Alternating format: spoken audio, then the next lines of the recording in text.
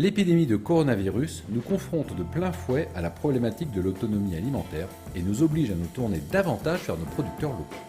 La période de confinement aura ainsi fait exploser les circuits courts consommateurs-producteurs. Comment continuer à valoriser ces circuits? Réponse au marché Broussard de Ducos où Elisabeth a rendez-vous avec Yannick Couet, le directeur de la Chambre d'agriculture. Bonjour, merci. Bonjour Yannick. Bonjour Alors nous sommes au marché Broussard de Ducos, un marché essentiellement de producteurs qui est géré par la Chambre d'agriculture, c'est ça? Tout à fait, donc le marché Broussard a lieu tous les samedis matins dans l'enceinte du marché de Gros, mais il s'appelle le marché Broussard de Ducos, géré par la Chambre d'agriculture effectivement. On va le visiter? Allons-y. Alors, face à la crise du Covid-19, la Chambre d'agriculture a mis, au début de la période de confinement, a mis en place une plateforme internet d'échange entre les producteurs, les professionnels et les particuliers, c'est ça? Quel était l'objectif de cette plateforme au départ? Donc, effectivement, la crise sanitaire a mis en évidence des problèmes d'écoulement. Les agriculteurs nous ont interpellés, ils avaient des difficultés à écouler puisque les circuits commerciaux ont été complètement bouleversés, puisqu'avec la fermeture des restaurants, des cantines, donc des bouchers traditionnels ont disparu. Et donc il y avait des problèmes d'écoulement. Donc on s'est posé la question de savoir comment on pouvait intervenir dans ce cadre-là. Et c'est là qu'est émergé l'idée de créer, en quelques jours, on a créé une plateforme internet, numérique du moins, de mise en relation du producteur avec les acheteurs. C'est une forme de site de petites annonces pour mettre en relation les acheteurs et les vendeurs.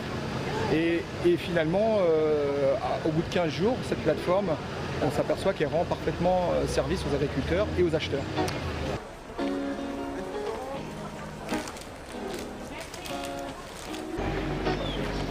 Alors justement Yannick, comment faire aujourd'hui pour continuer à valoriser les circuits courts, c'est-à-dire la relation directe entre le consommateur et le producteur? Effectivement, les circuits courts sont très demandés par le consommateur. Déjà, c'est rassurant d'avoir un contact direct avec le producteur. Donc, dans les circuits courts, on a par exemple les marchés de proximité, le marché Broussard le samedi matin, bien sûr, essentiellement de producteurs, qu'on essaie de développer sur toute la Calédonie. On essaie d'accompagner les mairies et les partenaires pour développer ce réseau de marchés. Après, vous avez les plateformes de mise en relation, il y a les AMAP aussi qui produisent un réseau de consommateurs en lien avec les producteurs, il y a les paniers, il y a plein de formes de circuits courts. Et le but, c'est d'ouvrir le champ de ces circuits, voilà. Puisque c'est une demande forte des consommateurs d'aller d'acheter directement aux producteurs et de pouvoir choisir et d'avoir une relation privilégiée avec les producteurs. Alors depuis le début des années 80, on a mis en place un système économique qui a eu tendance à paupériser le monde agricole au profit de l'industrie agroalimentaire. Est-ce qu'il n'est justement pas temps d'inverser le système, de replacer l'agriculteur au centre de la société et de faire en sorte que ça puisse être un professionnel qui vive bien de son métier, parce que c'est vraiment difficile d'être agriculteur aujourd'hui et de bien en vivre. Vous avez raison, donc l'essentiel effectivement c'est que les agriculteurs soient fiers du travail qu'ils font, parce que c'est une attente, qu'ils produisent des produits de qualité attendus par la société civile, dont les attentes ont vraiment évolué. Les attentes sont beaucoup plus exigeantes, les consommateurs. Et évidemment, un agriculteur c'est déjà un métier difficile, ce sont des passionnés, nous l'avons dit, il faut qu'ils vivent dignement de leur métier. Et c'est vrai que l'industrie elle a sa place, il y a de la place pour tout le monde, sauf que effectivement les proportions ne sont pas forcément bien respectées, on a eu tendance à dériver, et là on sent vraiment depuis pas mal d'années maintenant, ça commence à émerger, le besoin de revenir à des choses plus proches, le local, les circuits courts, la relation privilégiée entre le producteur et le consommateur, que les gens sachent vraiment ce qu'ils consomment et qui les produit. Alors on voit bien qu'avec cette crise sanitaire du Covid-19, le sujet de la sécurité alimentaire est crucial. Donc ma question est, est-ce que les agriculteurs calédoniens seraient capables à l'avenir de nourrir toute la population du pays? Dans l'absolu, ce serait l'idéal. Le but, c'est de tendre vers cette production locale, satisfaire la demande, sauf qu'on ne peut pas produire toute la saison, pendant toutes les saisons, les produits que les consommateurs attendent. Donc il faut que le consommateur aussi s'habitue à consommer local, mais des produits de saison. En plus, c'est en cohérence avec le respect, produire de façon responsable. Voilà, donc le concombre au mois de janvier, on le trouve, mais pas la tomate, par exemple. C'est plus difficile la tomate. Est-ce que c'est utopique d'imaginer à l'avenir que l'agriculture biologique puisse nourrir tout le pays? Utopique, effectivement, l'agriculture biologique, c'est l'aboutissement d'une forme d'agriculture qui utilise zéro intrant chimique, effectivement. Après, il y a la place pour toutes les agricultures. Aujourd'hui, c'est pas possible, parce qu'effectivement, l'agriculture biologique, c'est assez confidentiel, même si ça se développe, et on s'en félicite. On est vraiment dans une transition agroécologique, donc l'agriculture conventionnelle évolue aussi sur les pratiques qui s'inspirent de l'agriculture biologique. Donc aujourd'hui, non.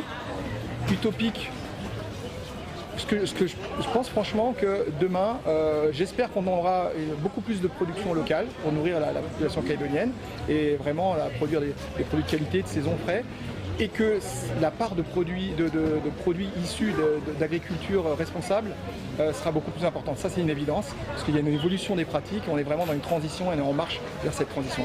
Donc c'est pas nouveau, mais ça s'accélère. À nous de les accompagner, d'accompagner les agriculteurs, trouver des solutions techniques pour que ce soit rentable. Parce qu'un agriculteur, il peut produire, mais il faut qu'il vive dignement de son métier, on l'a dit tout à l'heure. Et lui, il a à cœur aussi de faire des produits de qualité dans le respect de l'environnement et de la santé des gens. Donc je pense que nous sommes en train sur cette voie-là. Donc le message pour les consommateurs, c'est consommer des produits locaux, et pour les agriculteurs, c'est aller de plus en plus vers une agriculture respectueuse de l'environnement. C'est tout à fait ça, Elisabeth.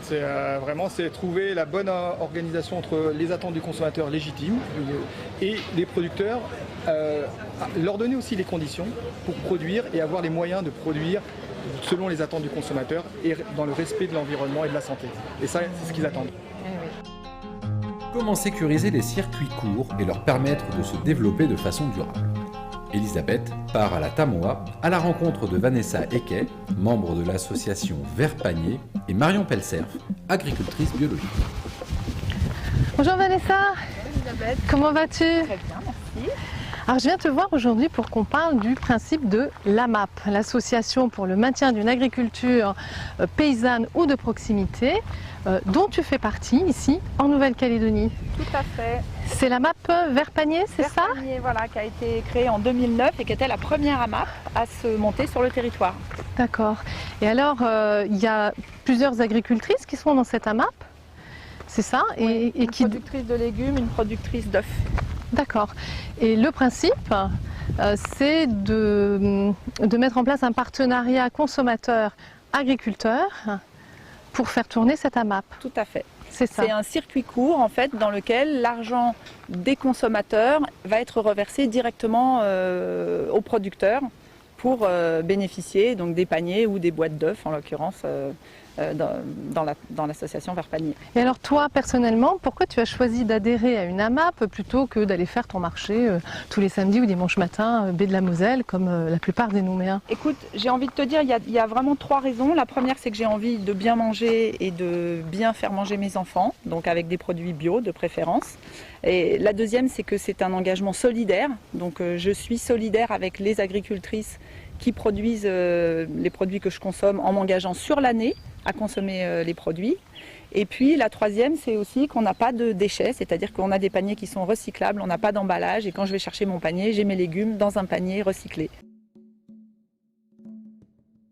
Qu'est-ce qu'une AMAP? C'est une association pour le maintien d'une agriculture paysanne qui propose un partenariat de proximité entre des agriculteurs et des consommateurs qui veulent privilégier un circuit court, une autre agriculture et une alimentation saine. En adhérant à l'AMAP, les consommateurs s'engagent à financer à l'avance la récolte de l'agriculteur. En retour, celui-ci livre chaque semaine des paniers de produits de saison issus d'une agriculture sans produits chimiques. Mais le partenariat va bien au-delà d'un simple panier. C'est un engagement qui a pour objectif de préserver l'existence et la continuité des fermes de proximité dans une logique d'agriculture durable. Bonjour Marion. Bonjour Marion. Bienvenue dans mon jardin. Ouais, un grand et beau jardin. Quelle Ouais. superficie il fait? Là, on a 2,5 hectares, 3 hectares si on compte le verger. Voilà. D'accord, donc potager et verger. Oui, verger en devenir D'accord. pour l'instant. Et tout ça en produits bio. Tout ça en bio. Voilà. D'accord. Labellisé depuis 2012. Alors pourquoi avoir choisi de faire de l'agriculture biologique? Ah, parce que, alors déjà, mon père m'a initié, on va dire, à ça, par ses convictions. Et puis moi, j'ai bien sûr continué dans le même chemin, parce que de toute façon, pour moi, c'est une logique, on peut pas faire autrement maintenant. C'est forcément, quand on veut bien se nourrir et bien nourrir les gens, c'est forcément, et puis plus bousiller la planète, c'est forcément de faire du bio.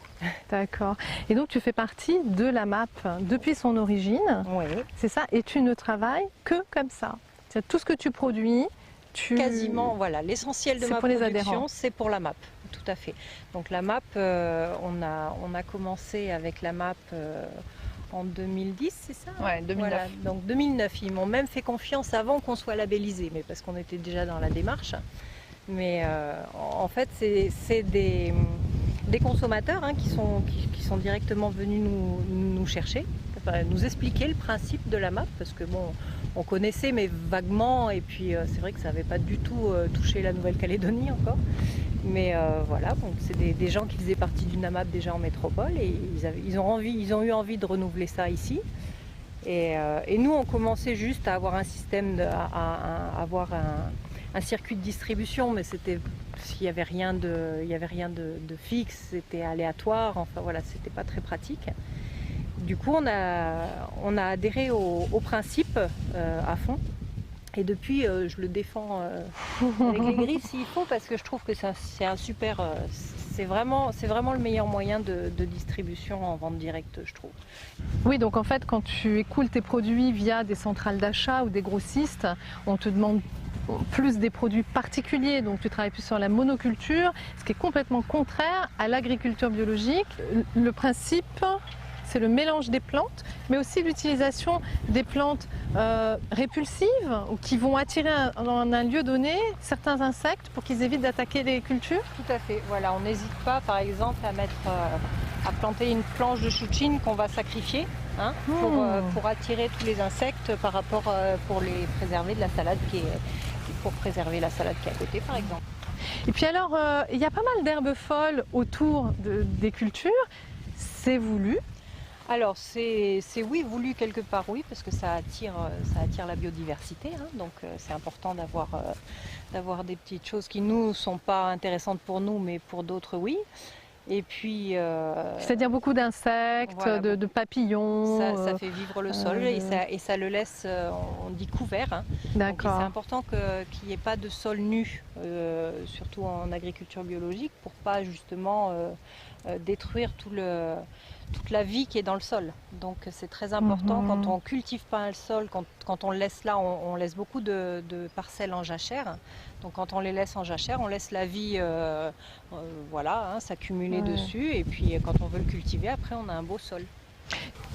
Bon les filles, c'est pas tout ça, mais il va falloir aller bosser. Ah oui. Non, on va aller préparer les paniers pour la MAP. D'accord. Voilà. Eh ben avec plaisir, oui, parce que Ce soir, ouais, on a c'est ça. une petite livraison ce soir, donc il va falloir préparer tout ça. Eh ben allez au boulot. Donc on va commencer par tout ce qui est bien lourd, donc les patates douces, chouchoutes, concombres, et puis après on mettra les bottes, et ensuite on mettra les haricots verts. Au final, tu nourris avec ton exploitation combien de familles? Tu as 3 hectares de production et tu nourris combien de familles au total? Là on en est en ce moment on en est à 50 paniers par semaine. D'accord. Donc à savoir qu'un panier, là en ce moment il fait presque 7 kilos quasiment. Marion, est-ce que tu connais l'origine des AMAP? Si je dis pas de bêtises, je crois que ça vient du Japon. Effectivement, c'est ça. À l'origine, c'est un groupement de mamans japonaises et qui ont créé donc le premier mouvement des AMAP. Je ne saurais pas te le dire en japonais. Et c'est arrivé en France en 2001. Donc tu vois, la Calédonie finalement n'est pas si en retard que ça, puisque c'est arrivé en 2009 ici. C'est ça. Voilà. Voilà. Voilà, donc un groupement de mamans japonaises.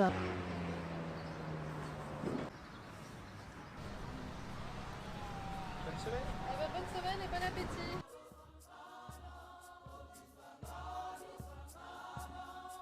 L'agriculture biologique fait partie des modes de culture traditionnels. Mais pour satisfaire la demande et rassurer les consommateurs, Alice Athé, agricultrice à Kwawa, a elle aussi choisi d'obtenir le label Bio Pacifica pour son verger.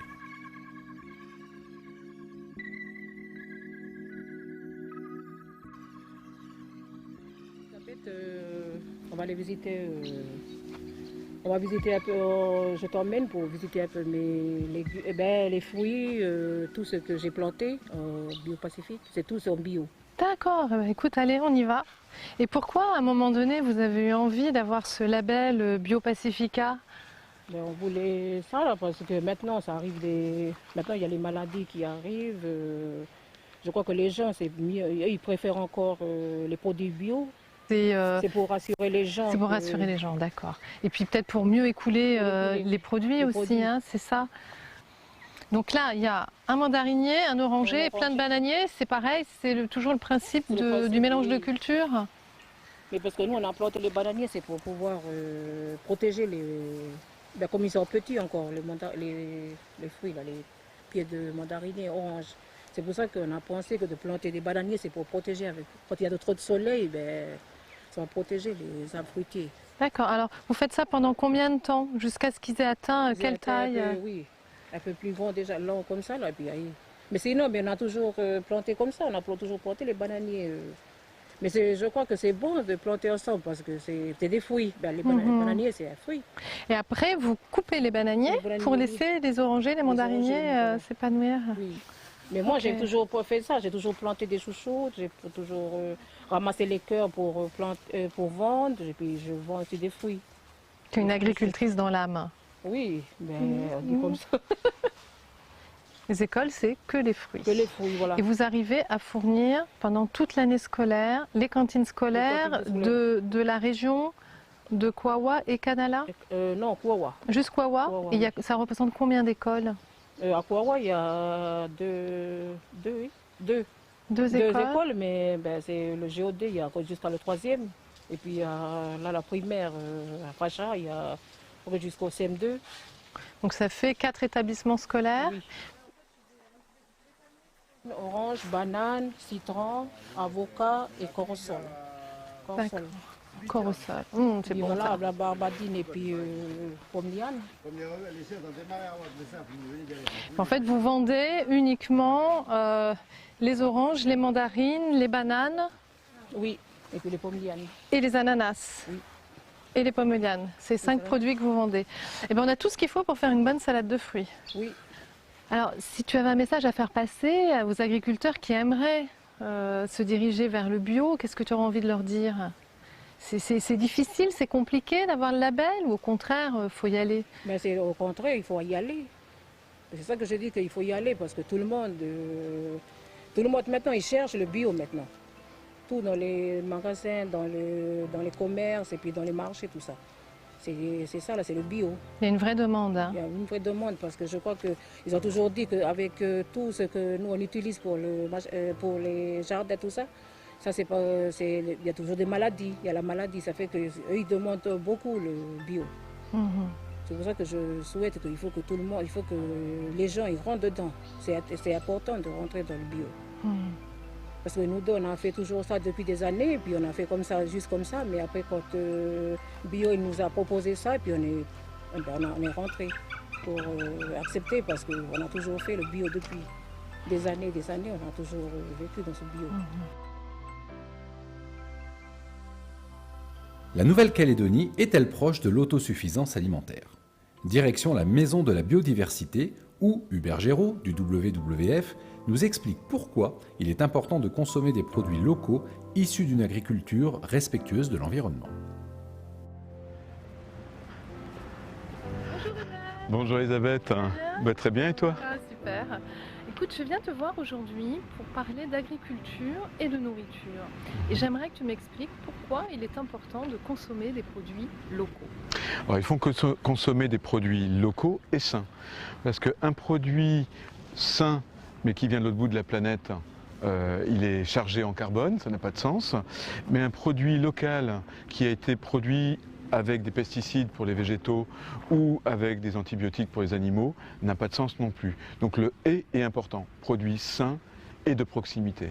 Donc est-ce que la production locale est satisfaisante? Tu vas voir Elisabeth que c'est pas si mal que ça. Alors là Elisabeth, si on considère notre couverture en termes de besoins de légumes, on est à 80% d'autosuffisance alimentaire. Donc au niveau commercial, on fournit 80% des légumes aux Calédoniens, localement. Et si on rajoute la part d'autoconsommation, donc à savoir les produits des champs vivriers, pour les légumes, on monte à 83%. C'est élevé. C'est élevé, ça veut dire qu'on n'importe que 17% des légumes en produits frais, c'est-à-dire non transformés, bien sûr. Donc on est très bon dans le légume. Ah oui, on est pas mal du tout. Par contre, si on regarde les fruits, on est un peu moins bon parce qu'on couvre seulement, en production commerciale en fruits frais, seulement 47%, à peu près un fruit sur deux au niveau commercial est produit localement. On s'améliore bien si on considère l'autoconsommation, donc les fruits produits dans les jardins, dans les vergers des gens, avec les litchis, les mangues, etc., où là, on monte à 73%. C'est pas mal non plus. C'est pas mal, il reste quand même un quart des besoins qui sont couverts en fruits frais par de l'importation. Et puis, si on regarde toutes les consommations agricoles, notre autosuffisance alimentaire descend à 31%. Qu'est-ce que ça prend en compte là, alors ça prend en compte, alors pas la pêche, on est vraiment sur les produits agricoles terrestres, mais fruits, légumes, produits laitiers, œufs, viande, voilà. Et donc là, du fait entre autres de la viande et du lait, les chiffres descendent beaucoup, on est seulement en gros à 1/3 d'autosuffisance alimentaire. Et les choses se dégradent encore plus si tu regardes toute la consommation alimentaire des Calédoniens, puisqu'on descend à 15%. Et ça s'explique comment entre les deux? Eh bien, c'est que la majorité de ce que l'on mange sont des produits transformés. Et donc, aujourd'hui en Nouvelle-Calédonie, on transforme peu les produits frais en produits transformés. Je te prends un exemple. Tu vends un fruit, mais généralement, tu achètes un jus de fruits qui vient d'ailleurs. Très peu de jus de fruits locaux. Donc si en Calédonie, et c'est le même cas pour, par contre, voilà, avec des légumes, on peut faire des achats de légumes. Des confitures. Des confitures, on rajoute de la valeur ajoutée et qui bénéficie à la population locale. Ce sont des gens ici qui transforment et donc qui ont un gain économique sur la transformation. Donc il y a aussi les fromages et également les produits surgelés. Oui, s'ils sont locaux, tout à fait. Ouais. Alors Hubert, quelle est la part de l'agriculture biologique sur tous ces produits frais que l'on trouve donc dans le commerce? Il y a 10 ans, le label BioPacifica apparaît et grâce à l'association locale Bio-Calédonia, on a aujourd'hui 100 producteurs labellisés et 70 supplémentaires qui sont en cours de labellisation, donc sur la Grande Terre et sur les îles. Donc c'est très bien. Sauf que si tu regardes, pour répondre à ta question, ce que ça représente en termes de pourcentage de production pour répondre aux besoins alimentaires des Calédoniens, il y a seulement 3% des productions agricoles calédoniennes qui sont agriculture biologique, 3%. Donc quand on parle de transition écologique, quand on a la bonne réponse, en tout cas des agricultures naturelles qui respectent notre santé et la nature, eh bien il ne faut pas que ça reste à 3%. Et ça, c'est vraiment un rôle que nous, consommateurs, pouvons jouer au quotidien en créant une demande de plus en plus importante des produits d'agriculture biologique et en évitant ceux qui ne sont pas sains. Et la crise du Covid-19 est justement venue, je dirais, enfoncer le clou sur ce sujet-là. Ben oui, parce qu'on s'est rendu compte de quoi ? On s'est rendu compte qu'à un moment, tout pouvait s'arrêter. Cette mondialisation qui est soi-disant un progrès, eh bien, quand tu as tous les avions et les bateaux qui s'arrêtent, qui est-ce qui te nourrit? C'est ton territoire. Et donc cette question d'autosuffisance alimentaire des territoires, des circuits courts, c'était quelque chose de souhaitable. Aujourd'hui, c'est quelque chose de vital pour nos territoires. Et c'est ça qui assurera notre autosuffisance alimentaire et la résilience de la Nouvelle-Calédonie. Alors justement, concernant les produits locaux, j'ai fait venir quelqu'un qui sait les transformer avec talent et que tout le monde connaît en Calédonie dans le domaine culinaire. Il s'agit de Gaby Levionnois, qui nous apporte d'ailleurs un bon plat réalisé avec des produits locaux. Salut les amis, livraison à domicile. Oh là là. C'est formidable, qu'est-ce que tu nous as préparé de bon? Alors là en fait je vous ai fait des bouddha bowls avec que des produits locaux. Donc c'est à manger un petit peu au bureau, ou vous emportez ça au travail ou partout où vous allez. Alors ce sont des bouddha bowls avec des bols consigné en fait. Hein. C'est du verre, hein. D'accord. Et Verre. on te ramène après à ton restaurant. C'est ça. D'accord. Qu'est-ce qu'on y trouve et quels bénéfices on a à manger ces produits locaux? Alors là, il y a à peu près 5 mélanges. Et donc il y a les légumineuses avec les ambrevades. Tu vois, elles sont mélangées avec un petit peu de pourpier de mer. Ensuite, on a donc les féculents qui sont de la patate douce et du taro de montagne. J'ai rajouté un peu de Christophina. Vous avez une salade de roquette avec papaye râpée. Et là, on a un mélange de céréales avec des ratatouilles, légumes du pays. Et là, une petite salade, tu vois, je t'ai mis un peu de moringa. Donc c'est riche en vitamines, tout ça. Alors, avec des champignons du pays, un peu de basilic thaï et des oranges de saison. Voilà. Donc tout ça, c'est de saison. Il y a un peu d'huile d'olive, donc c'est à peu près le seul élément importé, quoi. Voilà. Alors Gaby, on peut manger aussi bien et avec des produits locaux et de saison toute l'année en Nouvelle-Calédonie? C'est possible. Ah, ça demande un peu plus d'effort. Les produits locaux, ils ne viennent pas à nous comme ça. Il faut aller les chercher aussi. En tout cas, c'est tout à fait possible. Et il faut un peu d'imagination, de créativité. Il faut aussi pouvoir avoir les bonnes recettes, les bonnes astuces. Et l'idée, voilà, c'est de transmettre ces recettes, ces astuces, cette façon de cuisiner qui nous permet d'utiliser des produits locaux. Merci beaucoup Gaby. Et alors tu nous as amené également d'autres petites choses. Qu'est-ce que c'est? Là, toujours dans en fait, les possibilités de conserver les produits locaux. Comme c'est saisonnier, il faut pouvoir aussi les conserver. Oui. Là, l'exemple du pourpier de mer. C'est riche en oméga 3 d'ailleurs. Et si vous en cueillez une grande quantité, vous pouvez les transformer en pickles. C'est des cornichons de la mer. Et là, on a fait exactement la même chose, mais avec du patch. Donc les patchs, c'est la fougère, les nids d'oiseaux là. Ok. Voilà. Et du coup, je vous offre. C'est un peu symbolique, mais. C'est très gentil, merci beaucoup Gaby. Et écoute, on va se régaler. Voilà, faites-vous plaisir. C'est vraiment l'objectif de se faire du bien aussi, de se faire du bien et les sensations qu'on éprouve quand on mange. Et c'est ces sensations qui vont aussi nous permettre de vouloir revenir aux produits locaux. Oui, parce qu'il ne faut pas oublier que le plaisir, il est dans l'assiette. Il est dans l'assiette, dans ce qu'on mange et le fait de le partager ensemble.